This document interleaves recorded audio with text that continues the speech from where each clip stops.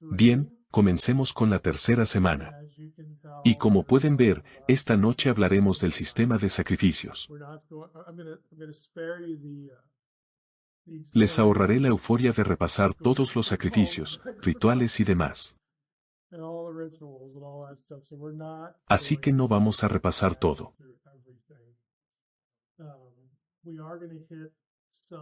Vamos a abordar algunos aspectos conceptuales.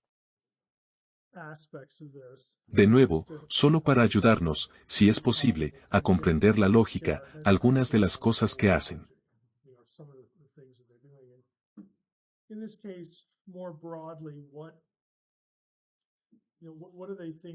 En este caso, más ampliamente, ¿en qué piensan sobre lo que hacen los sacerdotes? ¿Por qué hacen lo que hacen, procedimental y metodológicamente? Si estuvieron aquí la primera semana, hablamos de dos tipos de impureza. Además, la terminología de algunas traducciones sería inmunda. Existe la impureza ritual y la impureza moral. La impureza ritual era temporal. Básicamente, no se podía evitar. De nuevo, existían procedimientos para controlar la impureza ritual. Esto se refería a que hacías o te sucedía algo que te incapacitaba para el espacio sagrado. Y de nuevo, la mayoría de las veces, estas son cosas muy naturales, inevitables y normales. La impureza moral era un poco diferente porque no trataba exclusivamente, sino en gran medida, en torno a la comisión de ciertos actos abominables. Y esto era más duradero.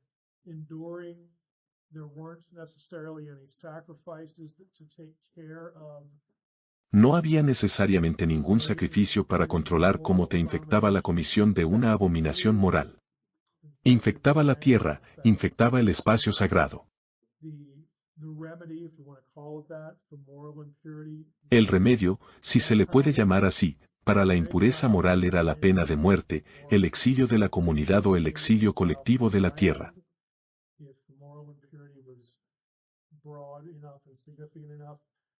Si la impureza moral era lo suficientemente amplia y significativa, ciertas violaciones morales implicaban restitución. En ese sentido, si no se exiliaba, si no se castigaba con la pena de muerte, se hacía un sacrificio, pero se hacía como parte de un proceso de restitución. Así que hay algunos ejemplos. Hablamos de ambos tipos de impureza, y el espacio sagrado fue la semana pasada.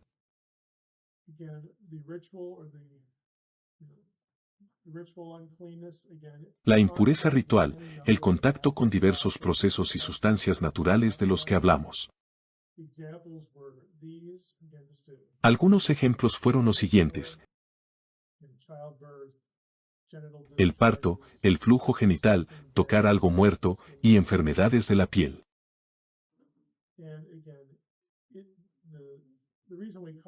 Y la razón por la que abordamos esto fue que existe una desconexión, y es intencional, entre ser incapacitado para el espacio sagrado en un sentido ritual.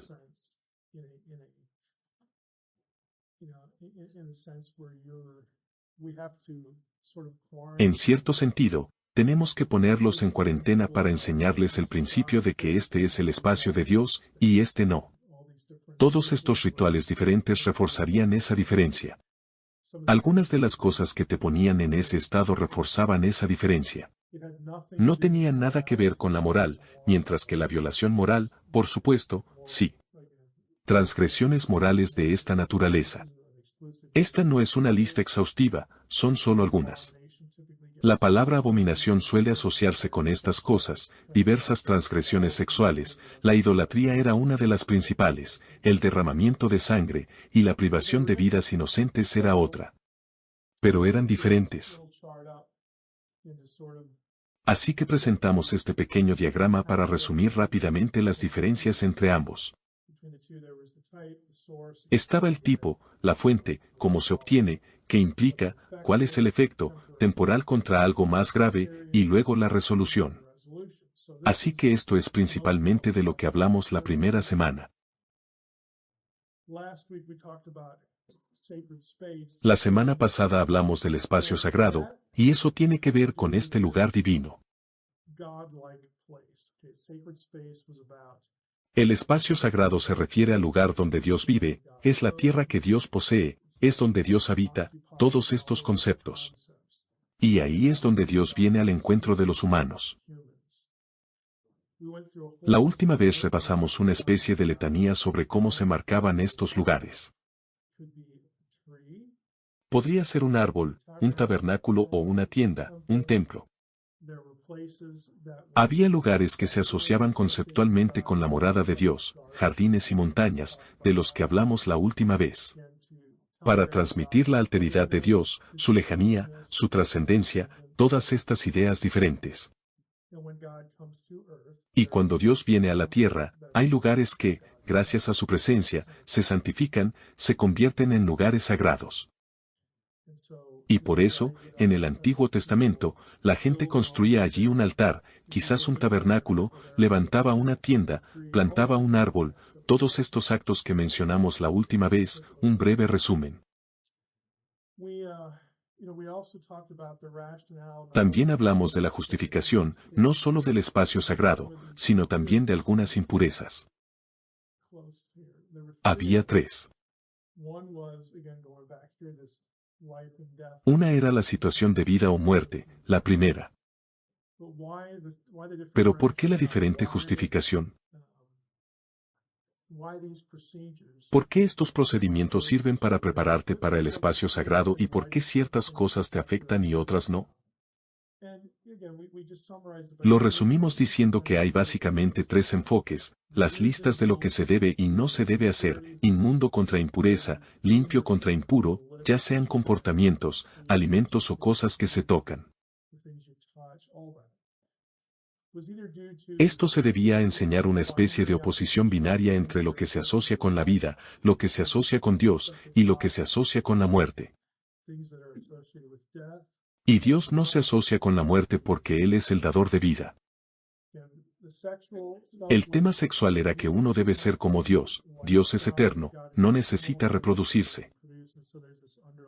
Y existe esta lógica subyacente, para ser apto para el espacio sagrado, uno debe ser como Dios de esta manera particular. Así que el comportamiento sexual estaba circunscrito de maneras específicas. Y luego estaba la idea de lo controlable contra lo incontrolable, cosas que controlan el comportamiento. Dicho esto, se presenta este sistema extraño.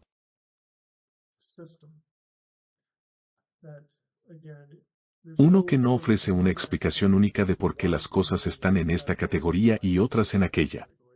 De hecho, hay dos o tres maneras de abordarlo. Pero si tienes estas dos categorías y ambas afectan tu aptitud o no para el espacio sagrado, donde puedes ir o no, qué objetos sagrados puedes tocar o no.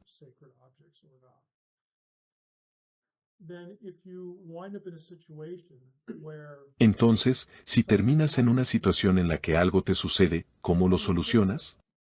Y eso te lleva al sistema de sacrificios.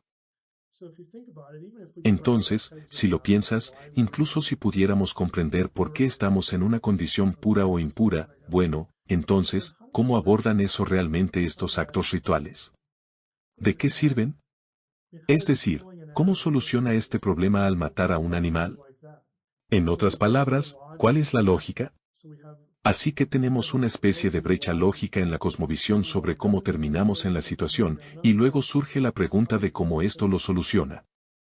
¿Lo hacemos simplemente porque Dios nos lo dijo? ¿Dejamos que Dios se las arregle? Es decir, hay algo de eso. Pero junto con eso, los sacrificios estaban destinados a enseñar ciertas cosas procedimentalmente. Y también habrá un efecto de los sacrificios en la forma en que se habla de ellos.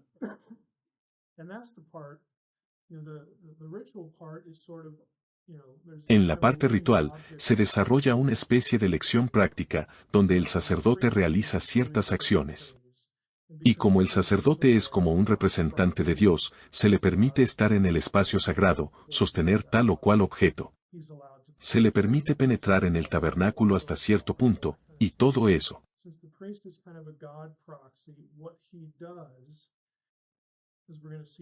Como el sacerdote es una especie de representante de Dios, lo que hace, como veremos esta noche, habría imitado ciertas cosas que Dios quiere que la gente sepa sobre él.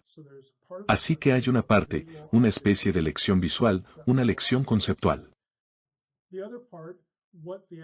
La otra parte, lo que hace el ritual en sí, es decir, bueno, si Dios dice que haga esto, en otras palabras, si haces eso y Dios dijo, haz eso para solucionar este problema y estamos bien. Bueno, eso es un poco una declaración de fe. No tiene que tener sentido biológico, ni ningún otro sentido humano. Si Dios te dijo que hicieras esto, sí, habrá algo que debes pensar y algo que debes aprender. Pero si lo haces, eres obediente, y entonces tú y Dios están bien. Dios te permitirá visitarlo. En otras palabras, no estás bajo amenaza. No tienes que preocuparte, eres apto para el espacio sagrado. Así que hay dos caras de esto. Los sacrificios. Estas son otras preguntas. ¿Por qué los sacrificios no limpian todo tipo de impureza? ¿Por qué se dejan de lado los morales? ¿Por qué son una excepción? ¿Por qué se tratan con tanta severidad? Si la impureza ritual exige mantener a la muerte fuera del santuario, recuerda ciertas cosas asociadas con la muerte, como tocar un cadáver que te hacía ritualmente impuro. Bueno, vaya, hay mucha muerte en este sistema de sacrificios. ¿Cuál es la lógica? ¿Por qué soy impuro por tocar esta vaca que se muere? Pero luego tomo un cordero o lo que sea, se lo doy al sacerdote, el sacerdote lo mata, y el espacio sagrado está bien. Porque se supone que debo llevar al animal a un lugar sagrado. Y entonces el sacerdote realizará el ritual. Allí hay muerte en Tierra Santa, así que, ¿qué sentido tiene eso? Es una pregunta bastante obvia. ¿Y cómo imita todo el proceso a Dios? Hablemos de los pasos. No solemos pensar en leer un libro como el Levítico o algo similar, que incluye procedimientos rituales. Pero es instructivo en ciertos aspectos, en términos generales. El sacerdote debía purificarse ritualmente antes de comenzar. Se lavaba y todo eso. Se aseguraba, en cuanto a su comportamiento sexual, de haberse abstenido de tener relaciones sexuales. Tenía que revisar toda la lista de verificación, asegurarse de ser apto. Y luego tenía que lavarse según el procedimiento ritual. Y una vez hecho esto, se le permitía ir al territorio que Dios ocupaba. Así que hay una serie de procedimientos preparatorios y cosas en las que debía pensar para prepararse. Y luego estaba la selección de un animal ritualmente limpio. El animal debe ser puro, limpio, según las reglas de pureza animal.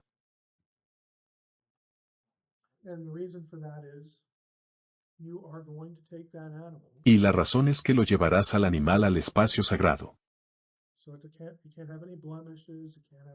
Así que no puedes tener imperfecciones, enfermedades, animales prohibidos ni nada parecido, tienen que asegurarse de ello.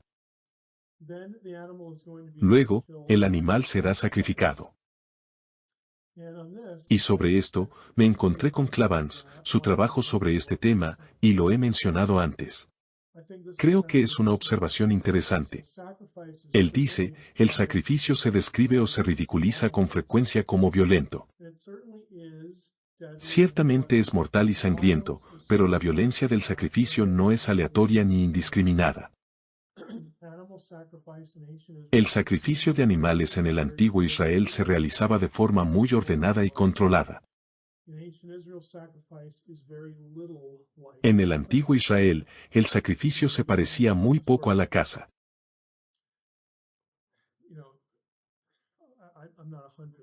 No soy cazador, pero me pregunto cuando veo debates sobre la caza y el sacrificio, que los animales terminan muertos, así que ¿qué más da? Bueno, podría haber mucha diferencia. Podría haber mucha brutalidad involucrada. Es decir, más allá de la competencia, la emoción de la caza.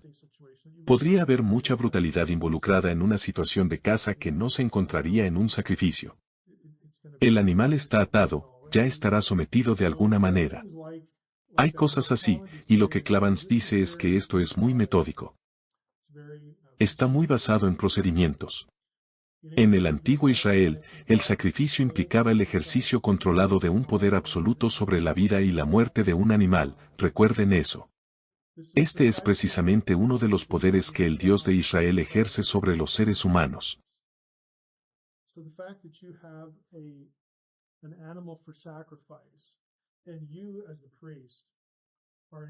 El hecho de tener un animal para el sacrificio, y que tú, como sacerdote, tengas control absoluto sobre su vida y muerte, era un pequeño detalle que debía hacerles comprender, ya que el sacerdote es el representante de Dios.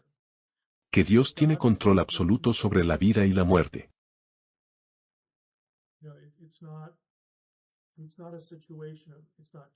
No es una situación violentamente caótica. Pero es el Señor quien mata y da vida. El dador de vida da la vida, y la puede quitar. Ejercer control sobre la muerte de un ser subordinado no es el único aspecto del ritual sacrificial que puede entenderse a la luz de la imitatio Dei, la imitación de Dios. Entonces, se supone que el representante de Dios te hace pensar que Dios tiene control total sobre la vida y la muerte. En una situación de sacrificio, ¿por qué importaría eso? ¿Por qué importaría?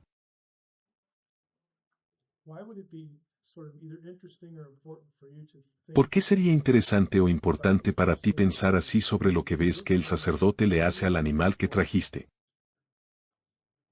Porque podría ser tú. Dios tiene control total sobre la vida y la muerte. Estás en su territorio. Bien podría ser tú quien esté en riesgo, pero no es así. Y estos son conceptos simples y directos. Y Dios ha empoderado a esta persona para que, esencialmente, sea el mismo en esta situación. Esta persona no solo es elegida por Dios, sino que es apta para hacer lo que va a hacer aquí. Está actuando según las reglas de Dios, es apta para el espacio sagrado. Y este animal que has traído, porque el sacerdote es quien es, y porque el sacerdote actúa según las reglas de Dios, y porque tú actúas según las reglas de Dios, no estás bajo amenaza. Bien podría ser tú. Y a veces, al leer el Antiguo Testamento, si son personas.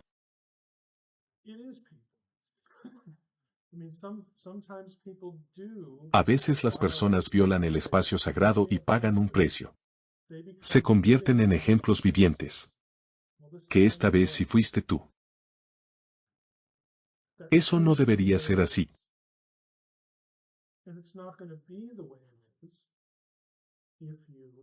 Y no será así si haces lo que te pedimos que hagas. Tras el sacrificio, el animal es desmembrado. A los eruditos les gusta referirse a ello de esta manera, el sacerdote lo descrea. Tal como el Creador lo creó. El sacerdote lo descrea. El sacerdote es el representante de Dios. Es una descreación de la vida. La sangre se aplica al altar o al santuario, y quiero centrarme un poco en esto.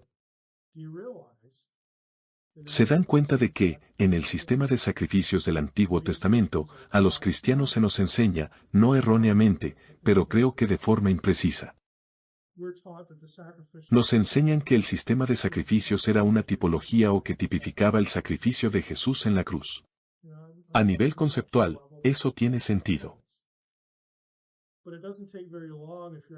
Pero si lees los pasajes de sacrificios que supuestamente tipifican la cruz, no tardas en darte cuenta de que la sangre nunca se aplica a las personas.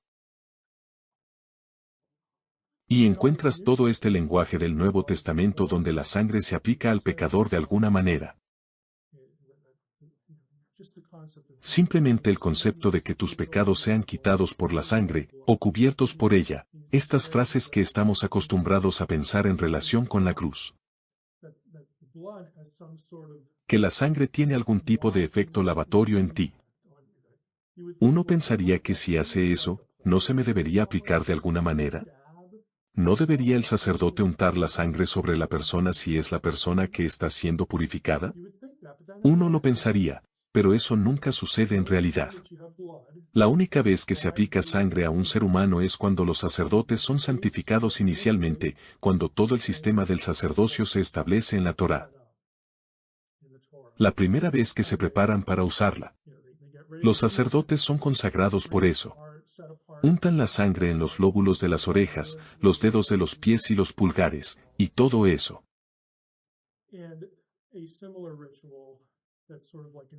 Y un ritual similar que es como una resacralización anual del sacerdocio.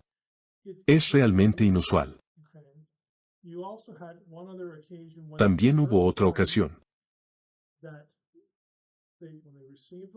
Cuando recibieron la ley por primera vez, y la comunidad, Israel, entró en el pacto del Sinaí con Dios. Ofrecen un sacrificio, y parte del procedimiento es rociar la sangre sobre la congregación. No es como si corrieran de un lado a otro y todos se pusieran en fila para recibir una gota.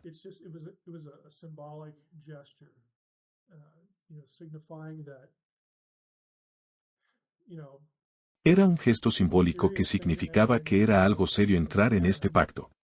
Porque, de nuevo, aquí están al pie del monte de Dios, donde Dios acababa de decirles a todos, no se atrevan a tocarlo.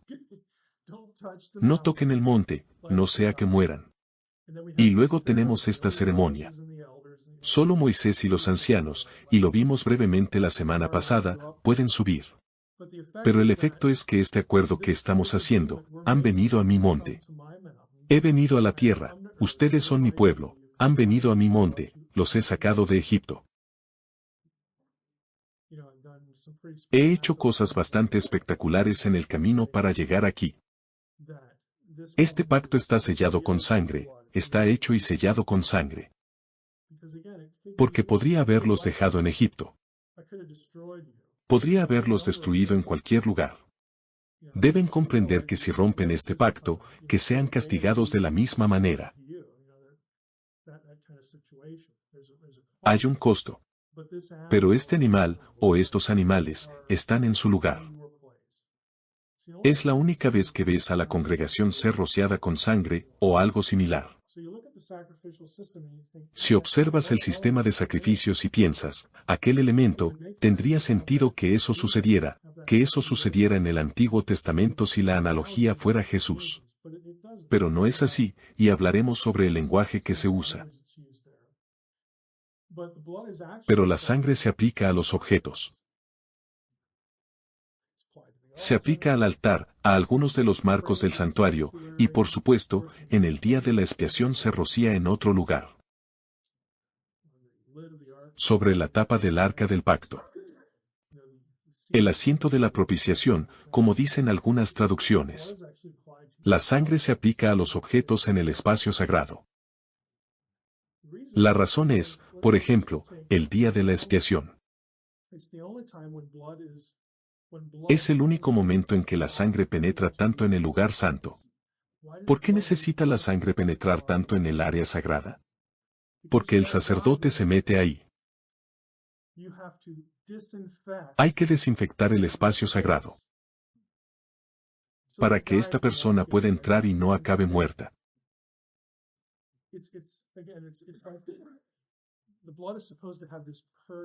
Se supone que la sangre tiene este efecto purgativo para aislar el espacio de Dios y sus objetos de ti. No te limpia, protege estas cosas de ti, de la infección, de la contaminación por la ocupación humana.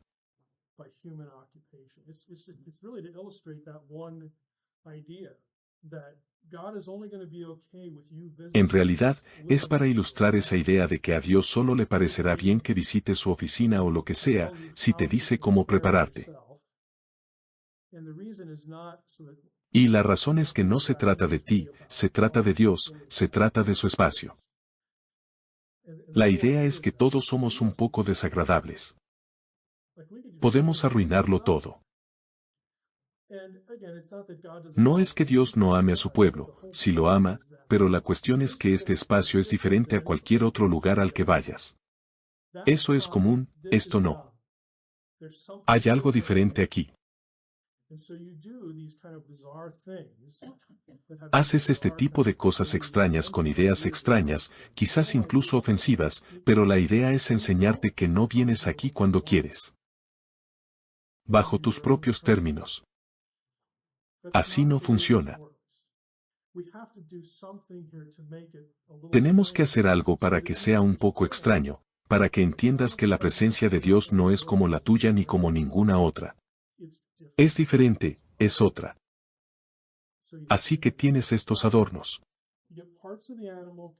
Partes del animal son consumidas por las llamas, otras se comen.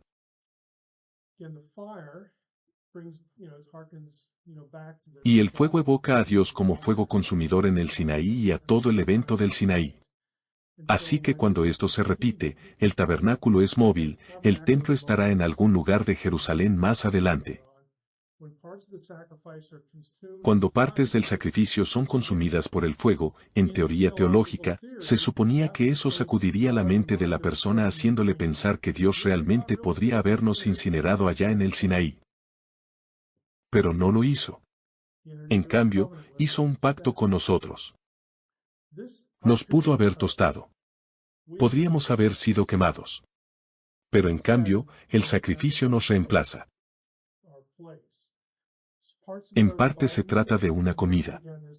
Y no quiero usar la palabra con C en el sentido del Nuevo Testamento, pero esto es comunión, se trata de comunión con Dios. Dios invita a los ancianos a subir, ven al Dios de Israel en Éxodo 24, y comen. Se trata de ser miembro de la familia. Y una de las cosas que, en esta cultura, y en muchas otras, se hace es promover la unidad familiar. El tiempo en familia consiste en comer juntos. Es un acto simbólico. Estás en la casa de Dios, en su propiedad, y Él te invita a comer. Es un acto comunitario. Entonces, dice Clavans, con eso como telón de fondo, Dios también selecciona, mata y aparece en la tierra como fuego consumidor. El sacrificio, entonces, debe entenderse metafóricamente. El oferente y el sacerdote desempeñan el papel de Dios. Los animales domésticos del rebaño y la manada desempeñan el papel del pueblo, particularmente de Israel. Así como Dios es para la gente, también, durante el proceso de sacrificio, el pueblo de Israel lo es para los animales sacrificados. Dios tiene poder sobre la vida y la muerte. Incluso el acto de seleccionar, existen reglas puras e impuras, pero incluso el acto de selección te dice algo. Se remonta a Deuteronomio 4, Deuteronomio 32, Deuteronomio 7. ¿Por qué eligió el Señor a Israel? Porque eran simplemente impresionantes. Claro que no, es porque eran los más bajos de todos. Realmente no hay nada espectacular. Dios te amó porque te amó. No tiene por qué sonar lógico, simplemente es así. Incluso el acto de selección, este animal y no ese otro, está diseñado para traer estos conceptos a la memoria. Dios podría haber elegido a alguien más. Pudo haberlo hecho. ¿Qué se lo impide? No teníamos por qué ser nosotros. La idea de la imitación reconoce el señorío de Dios sobre la creación, la vida y la muerte. Su señorío sobre Israel, este pueblo, no ese pueblo, este animal, no ese animal. Y por supuesto, su presencia en el espacio sagrado. Los rituales refuerzan el principio del espacio sagrado, lo común contra lo extraordinario, común contra sagrado. La sangre no se aplica a las personas que traen los sacrificios. Estas son las excepciones que acabamos de mencionar. Nada de lo anterior en estas situaciones se trataba de pecado, se trataba de purificación.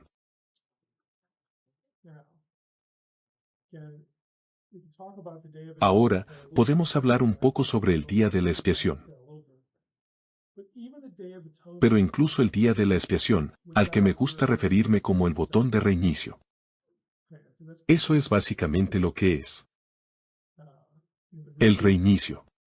Incluso en el día de la expiación la sangre no se aplica a las personas, sino al santuario. Si piensas en el día de la expiación en Levítico 16, hay dos machos cabríos tomados. El macho cabrío que representa los pecados del pueblo, ¿se mata o se deja vivo? ¿Cuál es? Un pequeño cuestionario sobre el Levítico.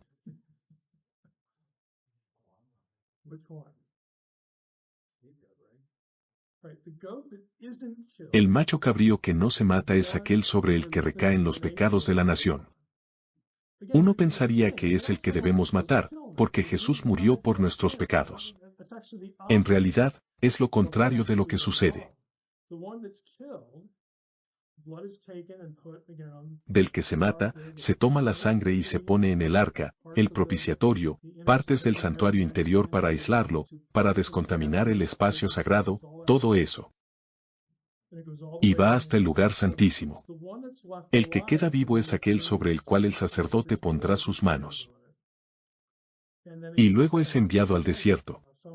Algunas traducciones no dicen chivo expiatorio. Si alguna vez van a ver Levítico 16, mañana en su devocional mientras leen Levítico 16. Ya que van a leer todo el libro. Gran trabajo devocional que es.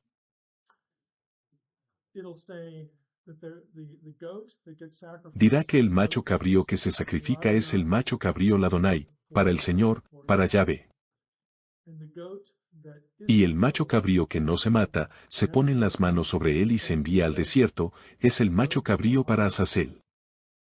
Ahora, eso puede traducirse chivo expiatorio, el macho cabrío que se va.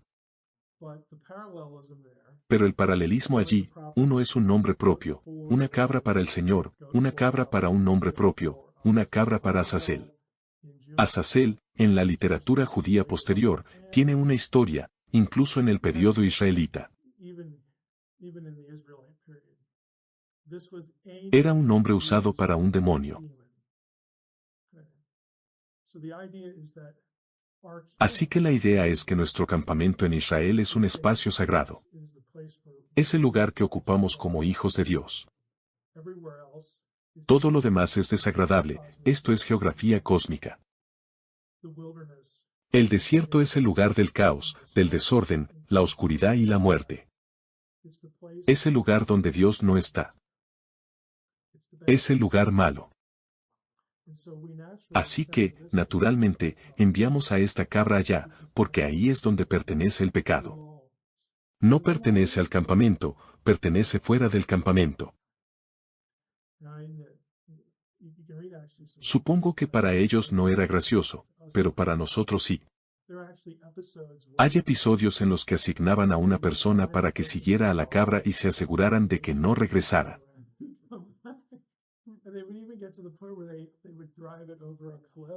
Incluso llegaban al punto de llevarla por un precipicio para asegurarse de que muriera y no volviera. Porque ya era impía.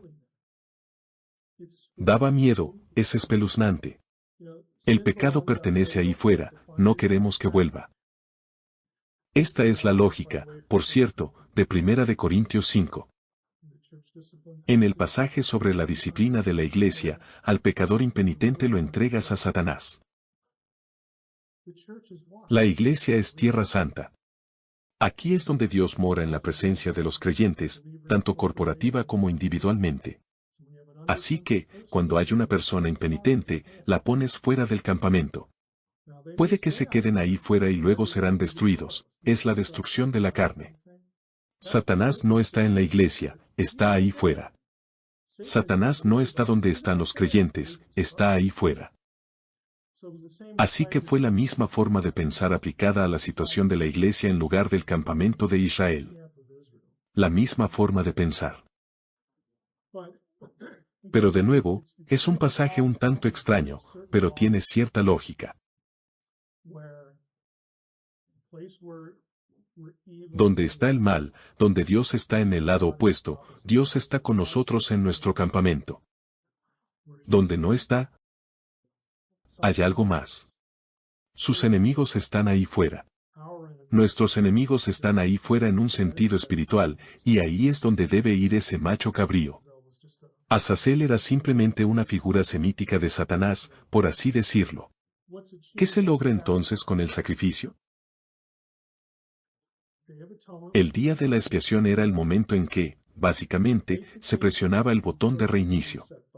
Cualquier pecado del que no seamos conscientes y que esté en el campamento se transferiría simbólicamente al macho cabrío, no al que matamos. Eso no estaría mal. Hay que deshacerse del pecado. Así que se transfiere simbólicamente mediante la imposición de manos. Se le envía lejos. Se hace lo necesario para asegurarse de que nunca regrese. Y uno podría pensar por qué no le dispararon una flecha mientras el macho cabrío se alejaba. La próxima vez que el campamento se mueva, no pasarán por ese lugar. Pero lo echan fuera. Y esta es la teoría teológica que lo sustenta, que todos los pecados de la nación están ahí afuera.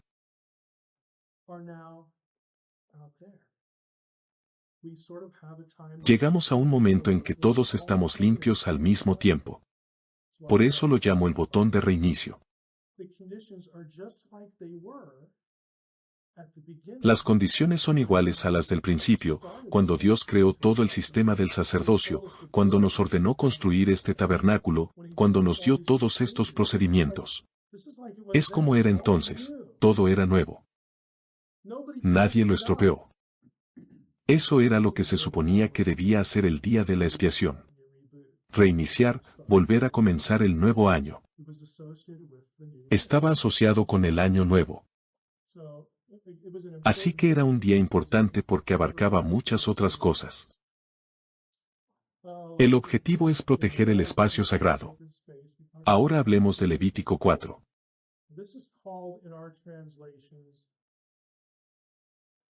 Es a la vez aceptable y desafortunado como se le etiqueta en nuestras traducciones. La ofrenda por el pecado, en hebreo es katat, que viene de katá, que es una de las palabras para pecado. Significa errar el blanco, tener alguna deficiencia. Esta es la ofrenda por el pecado.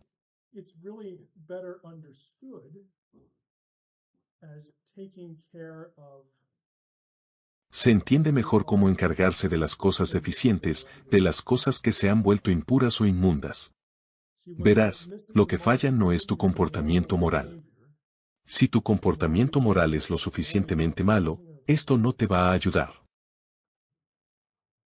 Si tu comportamiento moral es lo suficientemente malo, ya sea que serás exiliado o tendrás una sentencia de muerte, y no hay sacrificio para eso.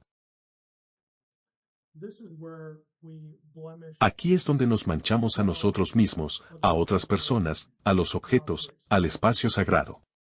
Eso es lo que falla. Eso es lo que necesita ser descontaminado. Si haces eso, Levítico 4 lo dice y en otros lugares, si haces estas cosas para descontaminarte en un espacio sagrado, entonces esa mancha, ese pecado es perdonado. Que las cosas están bien entre tú y Dios. Puedes regresar a la presencia de Dios. La ofrenda por el pecado no soluciona la violación moral. Se ocupa del hecho de que hay algo en ti que está entre tú y Dios. Tu estado de impureza. Entonces, la descontaminación para proteger un espacio sagrado. La ofrenda por la culpa. El término usado es asam, y también se refiere a la restitución. Si realmente lees el pasaje, esto va a estar relacionado con restaurar algo perdido para alguien. Podría ser por robo, podría ser por un accidente, algo así. Tienes un ritual de sacrificio, además hay alguna reparación que debe hacerse. Y una vez hecha la restitución, la parte culpable es kippur. Una purga, kippur, este es otro término. Solemos decir que kippur significa cubrir. Hay pasajes donde eso no funciona. Un término más adecuado sería purgar, purgación. No se cubre una mancha, sino que se elimina. Se purga, se elimina. Por lo tanto, en este contexto, la restitución forma parte de recomponer las cosas. ¿Cómo restablecerlas? Ahora bien, la contaminación moral, cometer abominaciones. Para muchas de estas, no había sacrificio. La lista de castigos es corta.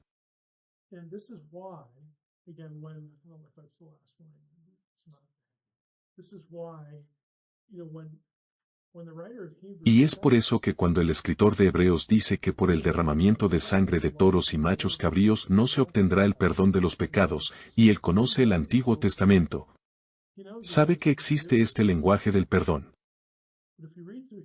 Pero si lees Hebreos, de hecho, hay varios pasajes donde los pecados que no se cubren en el sistema de sacrificios aparecen en el libro de Hebreos. Y están cubiertos por la ofrenda superior, que es Cristo. Así que cuando llega a ese punto, y se lo dice a las personas que conocen el sistema, los creyentes judíos, dice que saben cómo se limitó la sangre de toros y machos cabríos.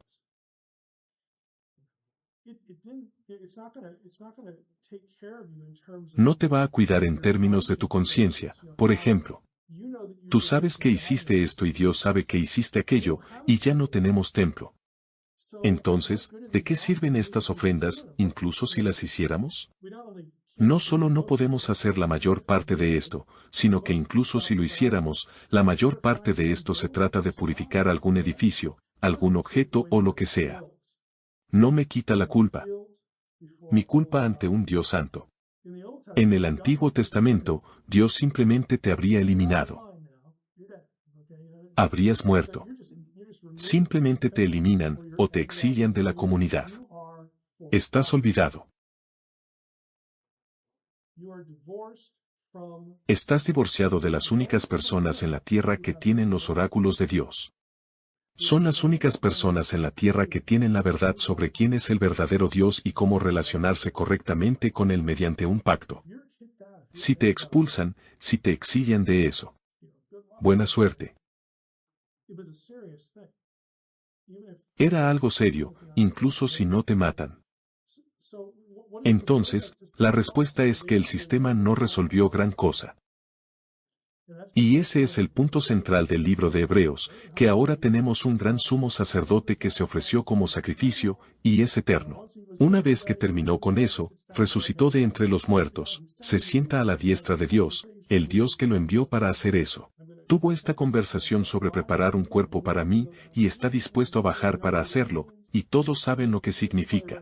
Por eso el escritor de Hebreos dice lo que dice, porque no hay nada de esto sucediendo con Jesús. Sobre qué pecados están cubiertos y cuáles no. No hay nada de eso. Nada de eso. De vuelta al antiguo sistema, dice Clavans. El problema con estos pecados, estas categorías, los que no están cubiertos, idolatría, transgresión sexual, asesinato. La razón por la que provocan el exilio es que Dios los aborrece tanto que no puede ni quiere morar en una tierra saturada con las consecuencias de sus actos. ¿Cómo sería si Dios nos viera de la misma manera ahora? Dios se sentiría muy solo. Si revisamos el Nuevo Testamento y algunas de las cartas de Pablo a los gentiles, cada una de ellas, y muchas más, tiene una lista completa de vicios.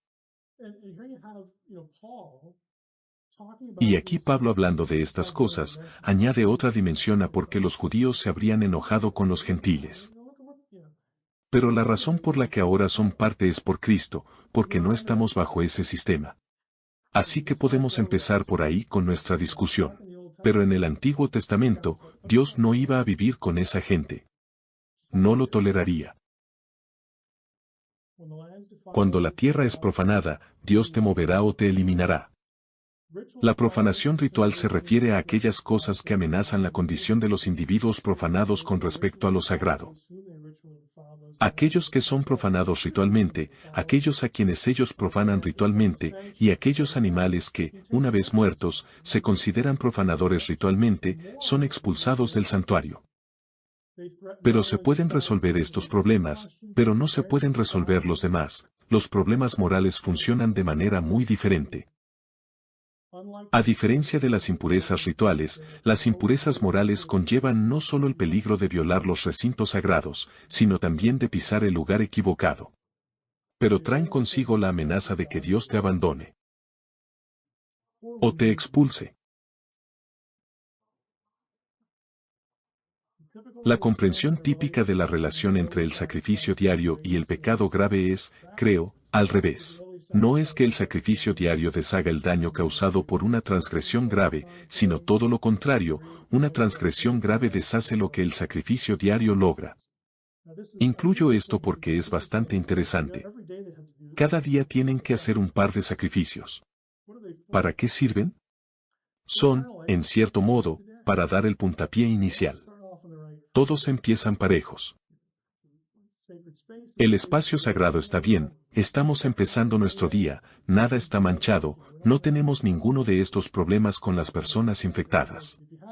Si tuviste un problema hace 5 días, puede que estés en el quinto día, te quedan 2 días.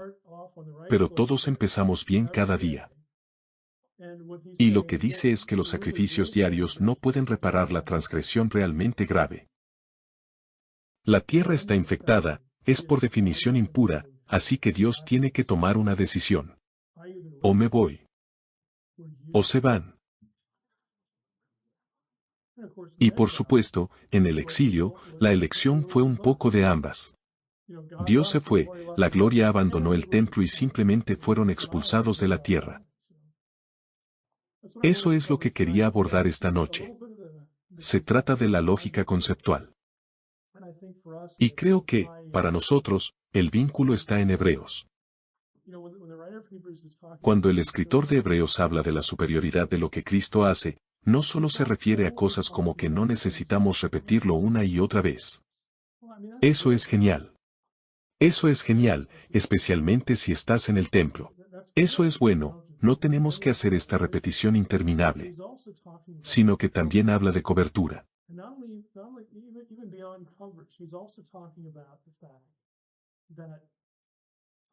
E incluso más allá de la cobertura, también habla del hecho de que tú, como pecador, puedes ver ese sacrificio y saber que hace más que simplemente proteger el territorio de Dios.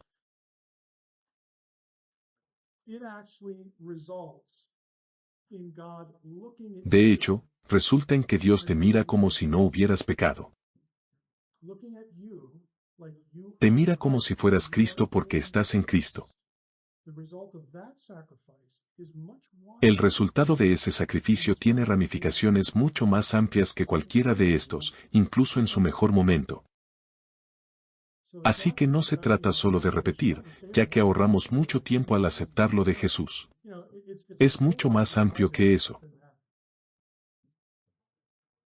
Tiene una dimensión interna. Saber que Dios te conoce completamente. Y que Dios y tú están bien porque estás en Cristo. No se trata solo de proteger a Dios de pecadores repugnantes y su pecado. Se trata de purificarte. Eso no era cierto en el Antiguo Testamento. Por lo tanto, las dimensiones son bastante diferentes. Tenemos tiempo para responder algunas preguntas.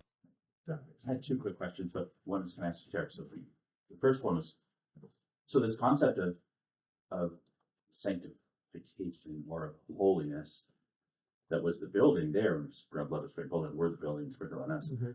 Where does, I know that we grow as Christians, But where does the idea of growing in holiness come from? Is there space for that in the Hebrew mindset, or getting more holy? Yeah, I think all these conversations, whether they're Old Testament, because Old Testament people were not. Voy a volver a la palabra que siempre uso, y esa es, mérito. Una persona del Antiguo Testamento sabe que puede hacer todo esto, que puede superar cualquier obstáculo. Y que puede tener un historial impecable de haberlo hecho todo bien, sin errores, toda su vida. Saben que incluso si lo hacen, no merecen el favor de Dios. Porque Dios pudo haber elegido a otra persona.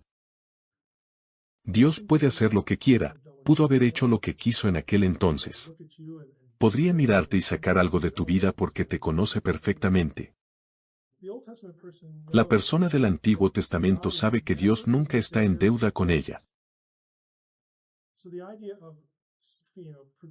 Así que la idea de progresar en la santificación, creo, es coherente. Y es que, progresivamente, comprendes esa idea. Dios nunca está en deuda contigo. No mereces su favor. ¿Por qué sentimos que tenemos que hacer todo esto para agradar a Dios? Él te eligió, ¿hace cuántos miles de años? Dios tomó la decisión en aquel entonces de amarte. ¿Por qué pensarías que tengo que hacer esto ahora para que Dios tenga una disposición agradable hacia mí? No tiene ningún sentido. Y una persona del Antiguo Testamento lo sabrá. Así que, progresar realmente en santidad y santificación significa que entiendo quién soy yo, y quién es Dios. Realmente tengo eso grabado en mi mente.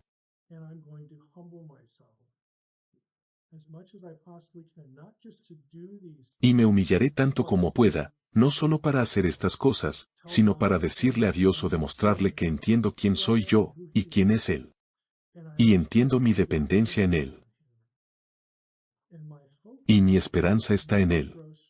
Y mi esperanza se fortalece a lo largo de mi vida. Que si habrá un final feliz para esta vida, una feliz vida después de la muerte, es solo por la gracia de este Dios. Y no voy a ganármela. No estoy acumulando puntos para que Dios me deba algo.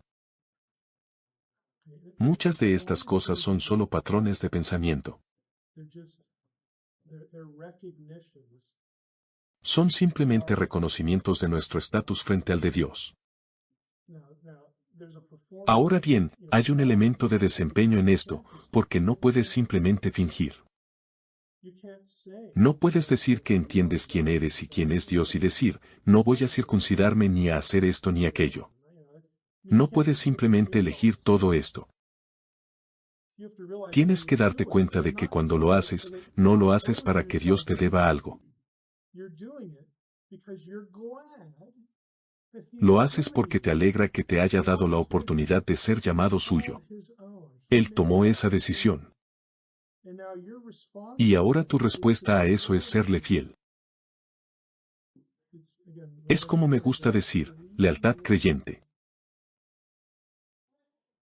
Una es el sustantivo y el otro es el adjetivo. Lealtad creyente.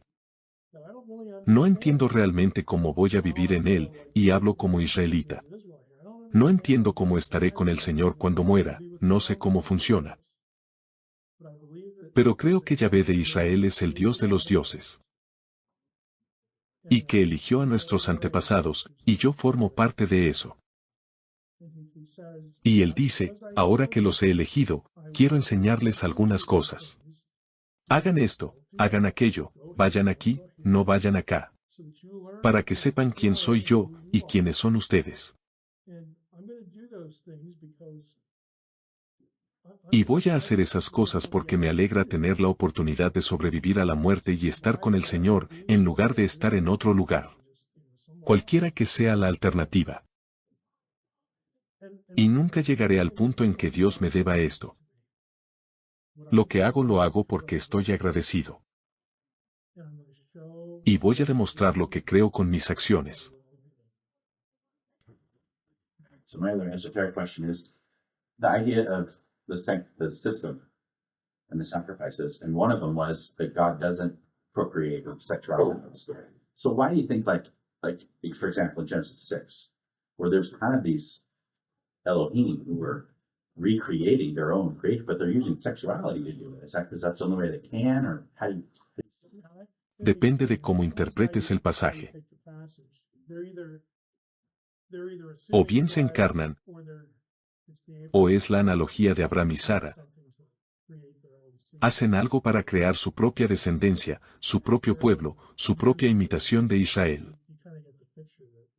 Da la impresión de que también quieren lo suyo. Ese tipo de cosas. Así que creo que cuando lo hacen, están transgrediendo algo. Están intentando ser lo que no son. Intentan ser el Dios del universo cuando no lo son. Actúan con autonomía y utilizan los medios a su disposición para lograrlo. Porque no pueden salir de la relación, establecer sus propias reglas y no verse afectados por ellas. Siguen siendo serviles, siguen subordinados. En virtud de que son seres creados y solo hay un ser increado, nunca van a salir de esa relación.